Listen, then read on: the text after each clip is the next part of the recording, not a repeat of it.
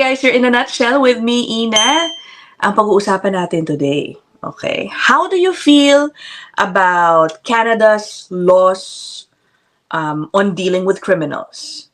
Okay? Medyo na-touch ko na rin tong topic na to doon sa isang episode ko 2 to 3 episodes ago kung saan pinakita ko yung Filipino security guard sa Dalarama sa Winnipeg na ayun, nakipag-away dun sa, or rather pinatulan niya talaga yung isang customer nila. Sinasabi nung iba parang shoplifter yata, who spat on him, dinuraan siya. And nag-attempt din yata sigurong saktan si Kuya Security Guard. Aba, syempre hindi nagpatalo yung kababayan natin dun sa video na nakita niya dun. Talagang sinuntok din niya and he literally dragged the guy out of the store. Pero, syempre, makikita niyo rin dun sa comment section pinupuri yung ating kababayan for standing up to that customer or that person. At the same time, may concerns din ako baka mapahamak si kuya kasi nga dito sa Canada, kahit na nakikita mo nang may ginagawang criminal activity ang isang tao, hindi mo basta-basta pwedeng saktan o patulan, kumbaga, no? So, yun ang gusto ko rin na tanungin sa inyo dito. Do you think that Canadian officials, police officials, are too soft on criminals? Pero wag muna tayo sa mga sobrang high profile na mga crimes, okay? Or hindi dun sa sobrang bibigat. Dun muna tayo sa mga shoplifters, tsaka yung isang malaking problema ng mga carjackers dito sa Canada. Kasi mamaya may papakita ko sa inyong more videos about that. Before I go there, I will read some comments doon sa binabanggit kong episode kanina featuring yung Pinoy security guard sa Winnipeg. Okay? Ito. Ayan. Sabi ni Never appreciated. He is lucky if the thief did not sue him for assault. But good job, kabayan. Ayun na nga yung sinasabi ko, no? Ang daming sinabi, okay, ayos yung ginawa mo, pero yun na nga ano ba yan? Baka siya pa makasuhan ng assault. Dahil, kumbaga, sinaktan niya yung shoplifter. Parang may mali, no? Okay, sabi niya, ito naman, at Yumi, I also work at Dalarama and talagang wala kaming magawa sa mga shoplifter. Instruction din sa amin na hayaan na lang kesa kami pa ang saktan. Ayun, yun na nga marami po talaga mga retail stores kung saan yung mga employees are advised or instructed na wag na nilang habulin kung sakaling may makita silang mga ganyang insidente. Parang no touch policy ang tawag ng iba dyan.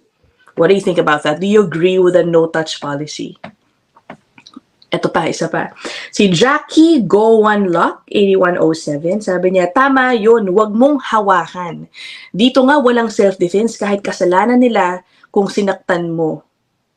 Okay, dito nga walang self-defense kahit kasalanan nila. Kung sinaktan mo, ikaw na ang may kasalanan, baliktad. Ayun na nga baliktad talaga, no? Ito naman, ayan, si @MAG. I'm from Winnipeg and this is a breather.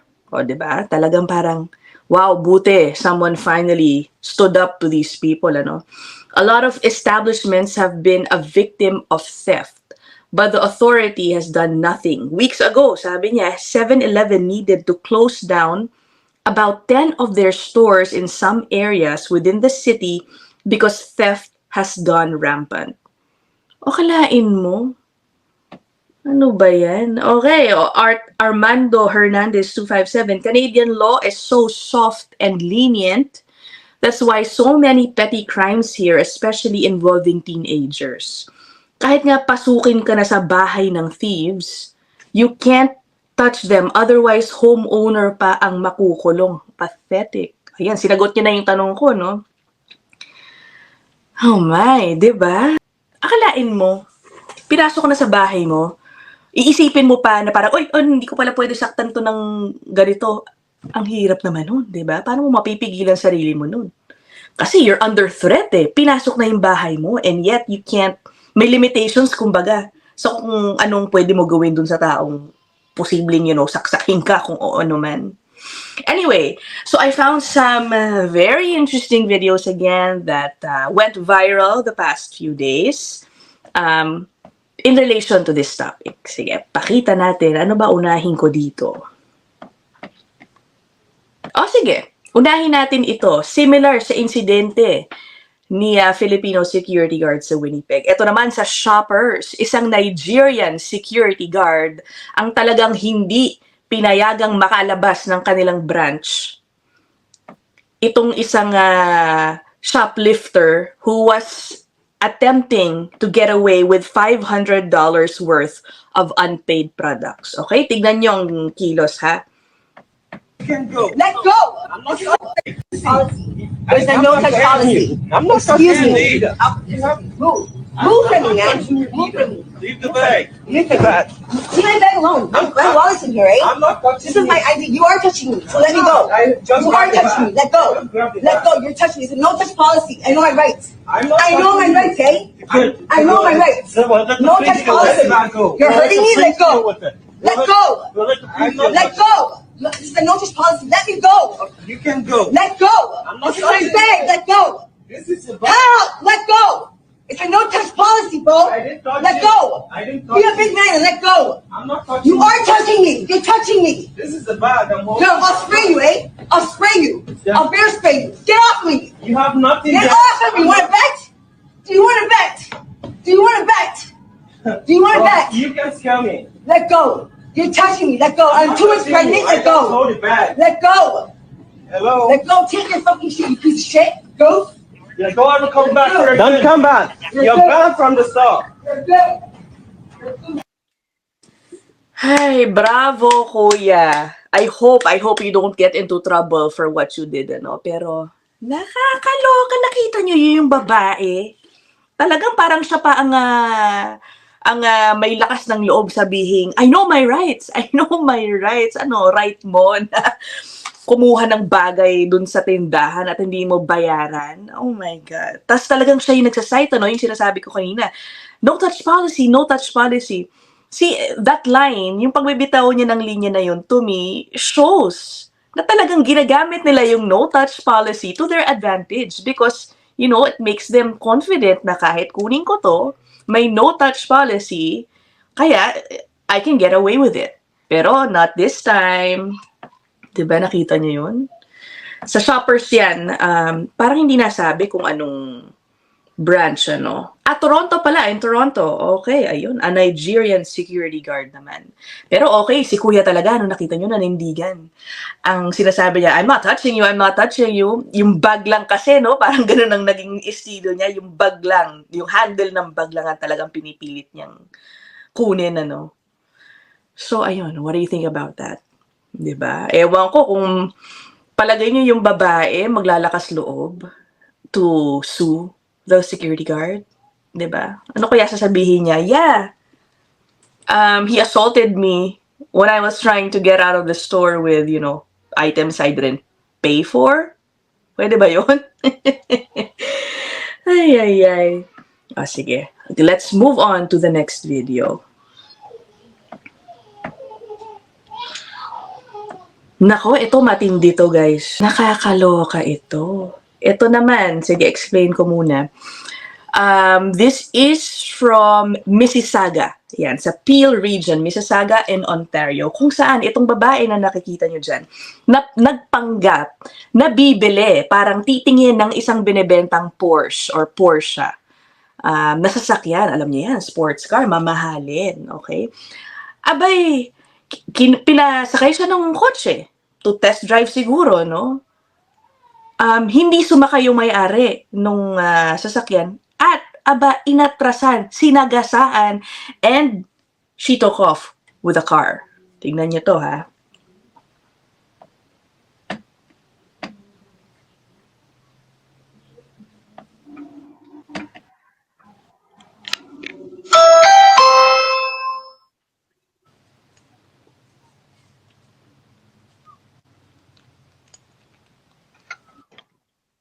Hello, I'm here for the Porsche. Parang ang bait. I'm here for the I Porsche. think I'm waiting for my dad, so if I can take a look at Eto na. Nasa loob na siya ng kotse nito. Nasa driver's seat na yung babae.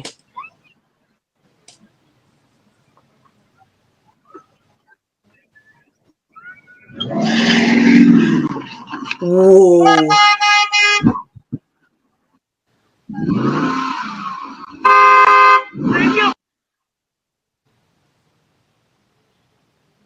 Grabe, nakita nyo yun? Buti na lang kamo, hindi napuruhan ng husto yung may-ari ng kotse, no? At milagro nakatayo pa siya, my gosh. Ayan, parang yung isang sasakyan na yan, sinasabing accomplice. Okay? Tapos itong blue, yung sasakyan daw nung babae. Yung nagdala yata sa kanila. Nakakaloka. Anyway, ang nangyari dito, na-track down yung babae, no? And then, ito, hold on let me show you. Una sa lahat, oh my God, she is just 18 years old from Brampton. She was released on bail for 2 days straight. Kasi kinasuhan siya bali sa Toronto, kinasuhin din siya sa Brampton. Medyo confusing to me, no? I was reading the report. So, she had to face a judge in Toronto, or in Brampton yata muna. She was allowed bail, and then the next day, she faced another judge dun sa isa pa ng charges na final sa kanya, and she was also allowed to post bail. So now she's free. Parang attempted homicide na yun, di ba? Sinagasaan niya. Intentionally na rin yun. Clearly, di ba? Because she fled the scene after running over the vehicle's owner. Oh my. Tignan nyo yung mga comments dito. Ayan sabi dito. She intentionally ran over a guy in a stolen car and she's out on bail? Diba? O ito pa. Ito may point to. What will it take for the government to address these repeat offenses? There needs to be a serious look at tightening the system to prevent such loopholes from being exploited. Diba? Ano ba yun? Tsaka parang ano ba to? Pero hindi naman siguro, kumbaga, dropped yung charges, She was just allowed to post bail and likely, and I nabasa ko pala na ngayon naalala ko, she will be appearing in court para harapin yung kaso niya. It's just that, the question is, do you agree? Should she have been allowed to post bail? Baka meron tayong mga mas nakakaalam, sa legal, sa mga laws dito, no? Yung kanyang ginawa ba talagang isang offense na maaring makapagpiyansa? Do you think? Okay. Sabi nung isa, Canada laws are designed against good people and in favor of criminals. Ayan, no? Ito pa. She nearly killed someone with a stolen vehicle and yet she is deemed low risk and let out on bail? What's the point of even being a law-abiding citizen in this country when those who commit crimes are let off with a slap on the wrist? Diba? I can't blame these people for the frustrations, no, na naririnig natin dito sa mga comments nila. At mo sabi ng isa, we all might as well be criminals, it seems. Ay, nako po. So what do you think about that? Eto guys, isa pa ha. Okay, bago ko i-play, baka nakita nyo na rin to. By the way, itong lahat nasa source ko from X, formerly known as Twitter. Talagang sinasabi kong formerly own, kasi pag X parang kala mo porn site. Okay. Anyway, okay. Etong mamang naka-white shorts. He is visiting Blue Mountain. Isa po yung parang resort area, tourist area din po yan sa May, Ontario. About 2 hours away from the Greater Toronto area. Ngayon, okay, yung naka-white shorts, kasama niya po yung babae. Hindi pa lang po kita sa video na ito, may kasama pa silang baby na naka-stroller ha. Hindi na nahiya. Hindi sila nagbayad ng bill nila sa restaurant na ang nakita ko parang $350. Hindi sila nagbayad, hinabol sila ngayon na itong isang staff ng restaurant. Aba, sila pa ang galit. Tignan nyo ha. I'll fucking knock you the out. You don't know me. You don't know me. On the phone. And you don't know what I can do. Get the fuck from me. Do not threaten me, sir. We got threatened by you guys. What are you doing? It was really What are you bad. doing? You're coming at me And you're following me. Why are you following because What's you're your problem? breaking the law. You guys You're- pressured That's us. what you are. That's awesome. Are Yeah, you gonna that's come back and awesome. pay your bill Yeah, now? that's awful. I'm reporting this. Okay, great. I have You video. guys are stealing I have a from us. video of what just happened. So, So do I. oh great. Oh, I'm so glad. Nakakaloka. Ang kapal na mukha nito. Ay my gosh. Bakit may mga ganitong tao, no? Siya pa, ay, naku, ibiblip ko yung mga F words niya, no? Oh my. Tinan mo, alam mo, I can't help but think, ano, paano kaya ako sa Pilipinas, to? Tapos, ayun, nahuli kang lumabas ng restaurant, pauwi ka na, hindi ka nagbayad ng bill. Tingnan mo tong si employee, talagang, nakikita mo sa posisyon niya, ayaw niya rin talagang, kunin si lalaki to restrain him or keep him at the store until at least police arrive. Wala silang ganung ginagawa, no? Siguro meron din silang no-touch policy. Kaya ito, lakas ng loob. Ang nangyari dito, nakaalis po sila. Pero, ayan, thanks to the power of social media, ayan, nag-trend siya. At may mga nag-post, ayan o, hey internet, find me this person. At ayun, maraming salamat naman siguro dun sa mga tumulong na tuntun itong lalaki at siya po ay taga Brampton. And then, he was arrested eventually for assault. At sa mga curious dyan, oo, eventually, binayaran din daw in full yung bill. Pero 'di ba, kailangan pa talagang dumaan sa ganun, ano? Kailangan pa talagang kumuha ng tulong sa social media para mahanap yung lalaki. Ay, ang hirap din, ano? Pag nakakita ko ng ganito, parang natatakot din tuloy ako. Now, what if somebody comes in my house and then I have to be conscious of how to respond dahil baka ako ang makulong? I tried reading up a little on Canada's laws on, dealing with criminals. No, sorry, specifically on self-defense pala yung binagoogle ko. Meron namang daw self-defense. You can defend yourself. Pero kumbaga kailangan mo pang depensahan yung level of, yung pagdedepensa mo sa sarili mo. Kailangan daw yung i-exert mo na action, whether may saksakin mo, suntukin mo, o barilin mo, whatever, kailangan equal dun sa threat na naramdaman mo. So, para kailangan mo papatanayan sa court yun, ano?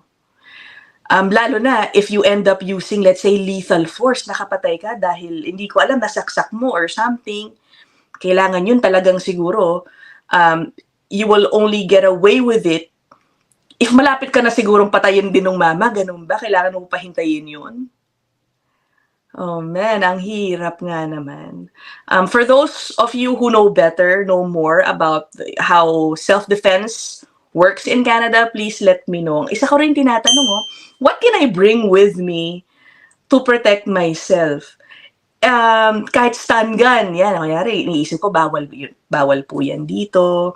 I think the most I can do is, spray, yung mga spray na ganon, bear spray, hindi ko talaga alam. Please let me know what I can bring with me, lalo na minsan, I go out with Luna, we walk lang, sa labas, sa kami lang, yung mga ganon ba. So yeah, let me know what you guys think. Hintayin ko po ang inyong mga comments. I'll end this episode here. I'll see you guys in the next one. Bye!